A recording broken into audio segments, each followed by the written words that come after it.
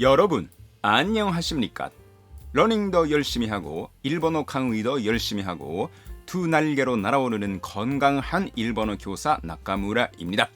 오늘은 2025년 4월 29일입니다.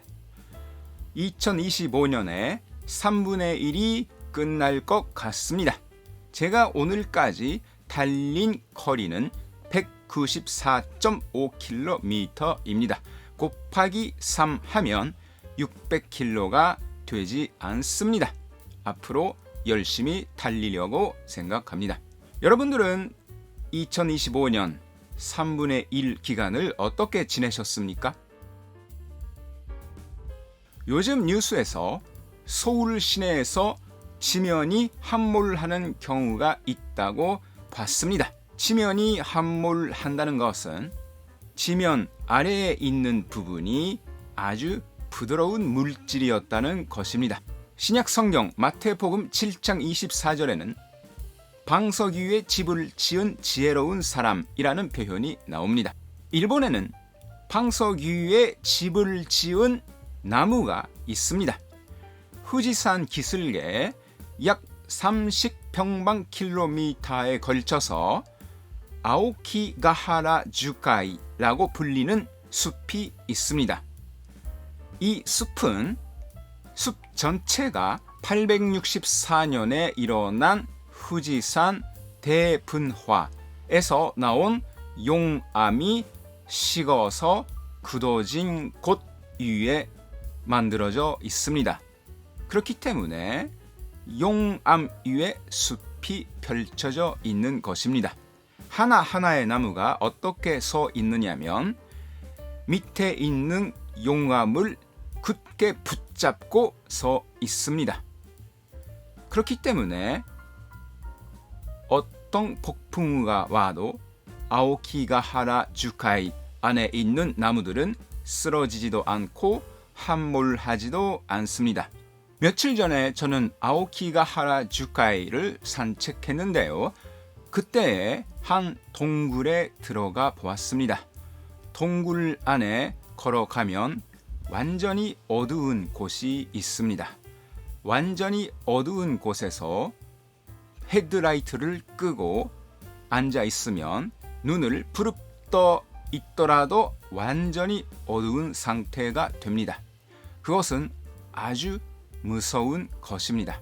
압박감을 느낍니다. 인간에게 있어서 빛이 없다는 상태가 얼마나 무서운지 새삼 알았습니다. 오늘 제가 여러분들에게 소개하고 싶은 표현은 나오사라라고 하는 말입니다.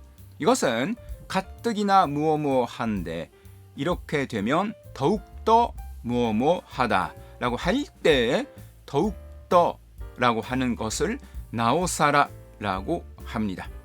그렇기 때문에 나오사라라고 하는 말을 쓸 때는 반드시 가뜩이나 무어무어한데라는 전제 조건이 필요합니다. 오늘도 예문을 3가지 소개하고자 하는데 좋습니까?